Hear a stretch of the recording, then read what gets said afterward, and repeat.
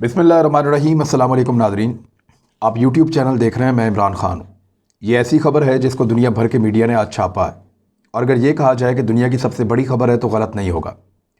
जो बाइडन, जो अमेरिका के नौमुंतखब सदर हैं, उन्होंने टेलीफोन कॉल किया है शाह सलमान को, जो सऊदी अरब के बादशाह हैं। शाह सलमान की उम्र जो है, मेरे ख्याल में जो बाइडन के अलावा दुनिया का वाहिद रहनुमा है शाह सलमान जिनकी उम्र जो बाइडन से ज़्यादा है। यानी 78 ईयर्स के जो बाइडन है और 85 ईयर्स के शाह सलमान है। तो शाह सलमान को फ़ोन किया जो बाइडन ने, और ये उनकी पहली कॉल है सऊदी अरब के बादशाह को। शाह सलमान के बेटे अमली तौर पे मुल्क के मामलात को संभालते हैं, उनको फ़ोन नहीं किया जो बाइडन ने। ये बहुत अहम है। देखिए, डोनाल्ड ट्रंप हमेशा बात करते थे मोहम्मद बिन सलमान से, और बहुत सारे ममालिक के लोग मोहम्मद बिन सलमान से बात करते हैं। पाकिस्तान, बाकी दुनिया के मुल्क, रशिया, जहाँ पे भी बात होती है, यूरोपियन कंट्रीज़, वो मोहम्मद बिन सलमान से बात करते हैं। शाह सलमान काफ़ी बुज़ुर्ग हो चुके हैं, 85 ईयर्स उनकी एज है, तो उनसे बात नहीं करते। लेकिन जो बाइडन ने जानबूझकर बात की है शाह सलमान से, मोहम्मद बिन सलमान के साथ बात नहीं की। उसकी वजह क्या है? देखिए, एक स्टेटमेंट जारी किया जो बाइडन ने, जो बड़ा इंपॉर्टेंट है। उन्होंने कहा कि उन्होंने वो रिपोर्ट पढ़ ली है जो CIA ने बनाई थी 2018 में। 2018 में क्या हुआ था? जमाल खशोगी को कत्ल कर दिया गया था इस्तांबुल के सऊदी अरब के सफारत खाने में, और उसको ट्रैप करके कत्ल किया गया था बड़ी बेदर्दी के साथ। ये एक सहाफ़ी था जिसका सऊदी अरब से ताल्लुक़ था, और वो जो शाही ख़ानदान है उसके ख़िलाफ़ था। तो इस शख्स को कत्ल कर दिया गया था। इसको कत्ल किया गया था 2 अक्टूबर 2018 को, जबकि इसकी जो रिपोर्ट है वो 6 हफ्तों के बाद 17 नवंबर 2018 को आ गई थी। CIA ने रिपोर्ट बनाई थी। डोनाल्ड ट्रंप ने इस रिपोर्ट को दबा लिया था, और वो क्योंकि मोहम्मद बिन सलमान से उनके अच्छे ताल्लुकात थे, बड़े अच्छे मरासिम थे, उन्होंने इस रिपोर्ट को दबा लिया था और इसको मंजर आम पर नहीं आने दे रहे थे। जो बाइडन ने एक बयान दिया है कि मैंने वो रिपोर्ट पढ़ ली है। ये एक ऐसी रिपोर्ट है जिसको खुफिया रखा गया बड़े लंबे अरसे तक। पहले जो बाइडन की इंतज़ामिया ने कहा कि हम इस रिपोर्ट को पब्लिक करेंगे, और कानून के मुताबिक पब्लिक करेंगे, और सारा का सारा फॉरेन मीडिया ये कह रहा है, यानी वाशिंगटन पोस्ट ये कह रहा है, न्यूयॉर्क टाइम्स ये कह रहा है, दुनिया के दीगर बड़े अखबारात ये कह रहे हैं, और इवन कुछ अरब अखबारात के अंदर ये खबर छपी है कि ये जो CIA की रिपोर्ट है जमाल खशोगी के कत्ल के हवाले से, और इसमें ज़्यादा तासुर ये है कि ज़िम्मेदार करार दिया गया है मोहम्मद बिन सलमान को। ये रिपोर्ट पब्लिक की जाएगी आने वाले 1 हफ़्ते के अंदर। और इस रिपोर्ट को, जो बाइडन का ये कहना कि मैंने इसको पढ़ लिया है, और रिपोर्ट को पढ़ने के बाद मोहम्मद बिन सलमान को फ़ोन ना करना और शाह सलमान को फ़ोन करना, ये बड़ा मानी खेज है। क्या शाह सलमान बतौर वली अहद अपना करियर अमेरिका के साथ आगे बढ़ा सकेंगे? ये बहुत अहम है। 3 बड़ी अहम चीज़ों पे बात हुई है सऊदी अरब के बादशाह और अमेरिका के सदर जो बाइडन के बीच में। एक, यमन के जंग के ख़ात्मे पर जोर दिया गया है। यानी अमेरिका ने अपना मौक़िफ़ खाली पेश नहीं किया सऊदी अरब के सामने, बल्कि उन्होंने पहले ही अपना मौक़िफ़ मुख्तलिफ कर लिया सऊदी अरब से कि यमन की जंग में हम आपके साथी तो अब हैं ही नहीं। ना सिर्फ हम आपके साथी नहीं हैं, बल्कि हम जंग रोकना चाहते हैं, और ना सिर्फ रोकना चाहते हैं बल्कि रोक कर दिखाएंगे। ये धमकी आमेज़ रवैया है अमेरिका का। इस पर उन्होंने बात की, और सऊदी अरब के बादशाह को उन्होंने कायल किया, और उन्होंने कहा कि आप अपनी पॉलिसी पर जो यमन के हवाले से है उस पर नज़रसानी करें, क्योंकि सऊदी अरब जो है वो ये समझता है कि जो हौसी बरादरी है या जो हौसी कबाइल हैं, क्योंकि ये शिया कम्युनिटी है, ये ईरान के साथ मिलकर मुस्तकबिल में सऊदी अरब के लिए एक मसला पैदा कर देंगे। ये सऊदी अरब के वहाँ के रहने वालों को लगता है। लेकिन अमेरिका में अब ये सौदा नहीं बिक रहा नई हुकूमत के सामने। वो ये कहते हैं कि यमन के अंदर अमन आना चाहिए, और हम इस शिया सुन्नी में नहीं मानते, हम ये मानते हैं इंसानियत में, और यहाँ के हालात को बेहतर होना चाहिए। अमेरिका की पॉलिसी बदल गई है, सऊदी अरब अपनी पॉलिसी जो है उसको बदलने की तैयारी करे। ये बहुत बड़ा टफ एक इशू है सऊदी अरब के लिए। यमन का मामला कोई आसान और आम मामला उनके लिए नहीं है। उनका मुस्तकबिल यमन के साथ जुड़ा है, और यमन के साथ जो समुद्री रास्ते हैं उनके साथ जुड़ा है। तो सऊदी अरब मुश्किल में है। इंसानी हकूक़ के मामले पर उन्होंने बात की। देखिए, इंसानी हकूक़ के मामले पर जो बाइडन पहले ही कह चुके हैं कि मैंने जमाल खशोगी की रिपोर्ट पढ़ ली है, और इससे बड़ी कोई खिलाफ वर्जी तो इंसानी हकूक़ की हो नहीं सकती। तो आने वाले दिनों में वो इस रिपोर्ट को इंसानी हकूक़ के नाम के ऊपर पब्लिक करेंगे, तो मोहम्मद बिन सलमान और सऊदी अरब के लिए मुश्किलात मज़ीद बढ़ जाएंगी। एक और ख़ातून है जिनके बारे में बात की है जो बाइडन ने, और ये खातून बड़ी इंपॉर्टेंट है। थोड़ी सी इन्फॉर्मेशन मैंने इनके लिए निकाली, आपको बताऊं ताकि कि ये खातून हैं कौन। इनका नाम है जी लौजैन अल हजूल। ये जो अब मैं शायद ठीक प्रोनाउंस कर रहा हूँ, अगर इसको अंग्रेज़ी में पढ़ें तो लौजैन अल हजूल करके नाम बनता है, लेकिन इसको अगर मैं अरबी में पढ़ूँ तो ये लौजैन अल हजूल बनता है। ये एक सोशल एक्टिविस्ट हैं, इंसानी हकूक़ की अलमबरदार सऊदी अरब के अंदर।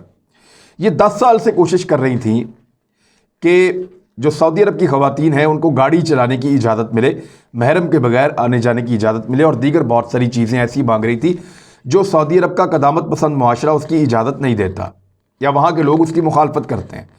तो ये खातून, क्योंकि बाहर इनका आना जाना था, इन्होंने बहुत ज़्यादा, यानी आप ये समझ लें कि पाकिस्तान के अंदर जिस तरह बहुत सारी ख़वातीन आवाज़ उठाती हैं, उस तरह ये भी एक खातून थी सऊदी अरब के अंदर जो आवाज़ उठा रही थी, और इनको गिरफ़्तार कर लिया गया था मई 2018 में, और इनके साथ 20 से ज़ायद दीगर ख़वातीन को भी गिरफ़्तार किया गया था।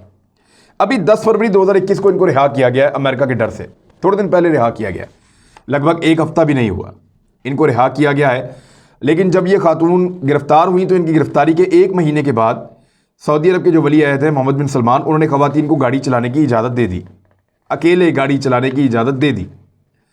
अब ये जो गाड़ी चलाने की इजाज़त उन्होंने दी, ये खातून उससे 1 महीना पहले क्यों गिरफ़्तार हुई? अगर इनका मुतालबा गलत था तो इनको फिर गाड़ी चलाने की इजाज़त ही नहीं देनी चाहिए थी। हुआ ये कि मोहम्मद बिन सलमान या सऊदी अरब के बादशाह वो ये सोचते हैं कि हमारा क्रेडिट कोई और ना ले, हम जो काम करें उसकी शाबाश सिर्फ हमें मिलनी चाहिए। अगर ये खातून बाहर होती तो ये उसको क्लेम करती कि मैंने क्योंकि ये कैंपेन चलाई, 10 साल तक कोशिश की, तो ये मेरी मेहनत का नतीजा है कि आज सऊदी अरब की ख़वातीन गाड़ी चला सकती हैं खुद। लेकिन क्योंकि इनको पहले 1 महीना पहले गिरफ़्तार किया गया और 1 महीने के बाद ये किया गया, तो वो किसी और को सेलिब्रेट नहीं करने देते, किसी और की खुशी वो मानते नहीं। वो कहते हैं जो इस मुल्क में होता है, स्याह है सफ़ेद है, उसके मालिक हम हैं, हर चीज़ की शाबाश हमें मिलनी चाहिए। तो ये खातून के हवाले से भी उन्होंने बात की। उन्होंने कहा जी अच्छा किया आपने इनको छोड़ दिया, मज़ीद इंसानी हकूक़ के मामलात के ऊपर आपको काम करने की ज़रूरत है, और हम सऊदी अरब को अप्रिशिएट करेंगे जहाँ पे वो इंसानी हकूक़ की खिलाफ वर्जियाँ नहीं करेगा। और इस बारे में उन्होंने अपने कंसर्न्स शो किए हैं जो बाइडन ने। खित्ते में अमन व अमान और ईरान के हवाले से भी बात हुई है। ईरान के हवाले से अमेरिका के कुछ तहफ़्फ़ुज़ात हैं, पिछली हुकूमत के बहुत ज़्यादा थे, इस हुकूमत के वैसे नहीं हैं। ये ईरान के साथ बातचीत करना चाहते हैं, जो न्यूक्लियर डील है उसके ऊपर बात करना चाहते हैं, जबकि सऊदी अरब चाहता है कि अमेरिका ईरान को मारे और उनके साथ बातचीत ना करे। और इस किस्म की पॉलिसी अमेरिका की है और एक पॉलिसी सऊदी अरब की है, जो इस वक्त एक दूसरे से मुतसादिम है। क्योंकि देखिए, जब पहले सऊदी अरब और डोनाल्ड ट्रंप के ताल्लुकात बड़े ज़बरदस्त थे, अंडरस्टैंडिंग बहुत अच्छी थी, खित्ते में जैसा चाह रहे थे वैसी पॉलिसी ला रहे थे सऊदी अरब वाले। लेकिन जो बाइडन के आने के बाद उनकी पॉलिसी बदली है। अब जो बाइडन सिर्फ अमेरिका के मफाद में एक्शन लेते हैं, वो कोई ज़ाती ताल्लुक और दोस्ती की बात करते नहीं हैं, और उनकी पॉलिसी हर जगह एक जैसी नहीं है, उनकी पॉलिसी का कोई मेरिट भी नहीं है। उनकी कैरेट एंड स्टिक की पॉलिसी है, यानी वो लोगों को प्यार भी करते हैं फिर डंडे से मारते भी हैं। यानी मैं आपको मिसाल दे देता हूँ, एक तरफ वो ईरान को ये कह रहे हैं, और ये खबर है जो मैं आपको दे रहा हूँ, एक तरफ वो ईरान को ये कह रहे हैं कि आपके साथ हम न्यूक्लियर डील करना चाहते हैं और आपके ऊपर से पाबंदियाँ ख़त्म करना चाहते हैं और हालात को नॉर्मलाइज करना चाहते हैं। एक तरफ ईरान को ये कह रहे हैं, दूसरी तरफ उन्होंने शाम में ईरानी जंगजुओं के ऊपर एक अटैक किया है। ईरान के जो जंगजू शाम में मौजूद हैं उनके ऊपर एक अटैक कर दिया है और इसको एक बदले की कार्रवाई करार दिया है। 15 फरवरी को इराक में एक अमरीकी बेस है, वहाँ पे एक बहुत बड़ा अटैक हुआ था जिसमें बहुत बड़ा माली नुकसान हुआ था। जानी नुकसान इतना ज़्यादा नहीं था, 5 बड़े अमरीकी फ़ौजी जो हैं, बड़े अहम अमरीकी फ़ौजी जो हैं, वो उसमें ज़ख्मी भी हो गए थे, 5 बड़े शदीद ज़ख्मी हुए थे, कुछ लोग मारे भी गए थे। लेकिन एक बड़ा अटैक था, बहुत ज़्यादा माली नुकसान हुआ, बहुत ज़्यादा जो स्ट्रेटेजिक नुकसान जो है वहाँ पे अमेरिका को हुआ। अब उसका बदला उन्होंने शाम में लिया है 17 ईरानी जंगजुओं को मार के। उन्होंने कहा यही वो है जो प्लान कर रहे थे, यही वो है जो जिन्होंने अटैक किया था, लिहाजा हमने अपना बदला ले लिया, हम काफ़ी गुस्से में थे। अब आप एक और ख़बर देखें, मिस्र को इस वक्त अमेरिका दबा रहा है और मिस्र के ऊपर दबाव लगातार बढ़ाता चला जा रहा है। अमेरिका मिस्र को ये कह रहा है और उसको ये धमकी लगा रहा है कि आप खबरदार हो जाएं, आपने रूस से अगर जंगी तैयारे या लड़ाका तैयारे खरीदे तो अमेरिका आपका जीना दोभर कर देगा और आप नताइज के खुद जिम्मेदार होंगे, आपको नताइज भुगतने भी पड़ेंगे। ये जो बाइडन की इंतज़ामिया ने धमकी लगाई है मिस्र को। खुद तो तैयारी दे नहीं रहे, मिस्र के बाद इतने अच्छे हथियार है नहीं, सऊदी अरब का वो एक इत्तेहादी है और ये सारे मुल्क वो हैं जो यमन को भी मारना चाहते हैं, दीगर मुल्कों पर भी अटैक करना चाहते हैं। तुर्की के साथ भी इनके अच्छे ताल्लुकात नहीं हैं, यानी मिस्र उन ममालिक में से है जो सऊदी अरब के इत्तेहाद के अंदर शामिल होते हैं। तो मिस्र को उन्होंने कहा कि आप सुखोई 35, ये सुखोई 35 जो है ये बड़ा ज़बरदस्त तैयारा है, इसका ताल्लुक रूस से है, उन्होंने बनाया, बड़ा ज़बरदस्त तैयारा है और अमेरिका की टक्कर का तैयारा है उनके तैयारों की। तो ये जो तैयारे हैं ये मिस्र लेना चाह रहा था रशिया से, लेकिन अमेरिका ने उनको मना कर दिया। उन्होंने कहा जी खबरदार, अगर आपने ये हथियार लिए तो फिर इसके नताइज आपको भुगतने पड़ेंगे, हम आप पे बड़ी संगीन पाबंदियां लगा देंगे, जैसा कि उन्होंने तुर्की के साथ किया। जब तुर्की ने S-400 का एक एंटी एयर डिफेंस सिस्टम एक उन्होंने लिया, यानी एंटी मिसाइल भी है और एंटी एयरक्राफ्ट भी है, और अभी जो अगर कोई भी हमला करना चाहे अगर तुर्की के ऊपर, तो उनके पास एक ऐसा हथियार मौजूद है जो दुनिया का बेहतरीन एयर डिफेंस सिस्टम है।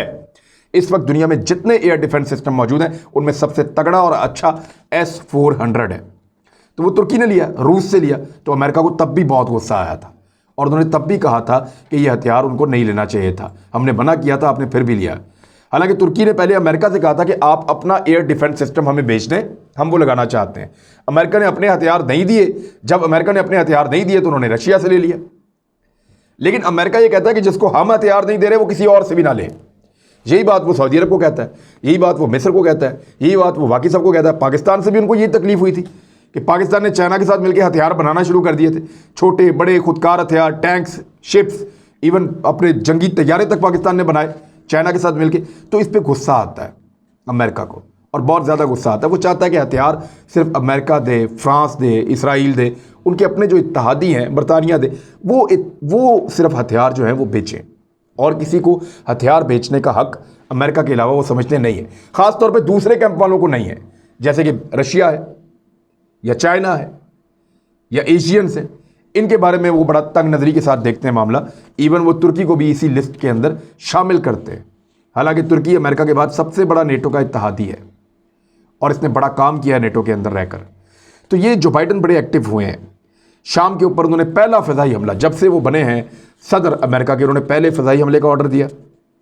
उन्होंने मिस्र को धमकी लगाई, उन्होंने सऊदी अरब के बादशाह को फ़ोन किया और उनके ऊपर 3 ऐसी चीज़ों के ऊपर बात की जिस पर सऊदी अरब को दबाया जा सकता है। फिर उन्होंने ये स्टेटमेंट दिया कि मैंने मोहम्मद बिन सलमान के बारे में जो जमाल खशोगी के कत्ल की रिपोर्ट है वो रिपोर्ट भी पढ़ ली है। तो जो बाइडन अग्रेसिव नज़र आ रहे हैं। इंटरनल मामला अमेरिका के पेंडिंग है, लेकिन अमेरिका जो बैरूनी महाज हैं वहाँ पे अग्रेसिव नज़र आ रहा है, लेकिन उसकी पॉलिसी में कोई तसलसल नहीं है, कोई ताल्लुकात, कोई दोस्ती दुश्मनी नज़र नहीं आ रही। नज़र ये आ रहा है कि अमेरिका को जहाँ फ़ायदा होगा वहाँ वो उतना ही करेगा। एड हॉक सोल्यूशन उसको कहते हैं कि वक्ती तौर पर फैसले करना, इशू टू इशू फैसला करना। ये चीज़ फ़ायदे में कर लो, ये नुकसान में ना करो। कोई दोस्त और कोई दुश्मन नहीं है। तो अमेरिका मफाद का यार था, मफाद का यार है और अपने मफाद का यार रहेगा। अब तक के लिए इतना ही, लेकिन याद रखिएगा कि अमेरिका का दबाव जितना बढ़ेगा गल्फ़ ममालिक के ऊपर, उनका झुकाव पाकिस्तान की तरफ उतना बढ़ेगा, क्योंकि रशिया और चाइना के लिए सबसे बड़ा दरवाज़ा पाकिस्तान है। अपना ख्याल रखिएगा, अपने इस चैनल का भी। अल्लाह हाफ़िज़।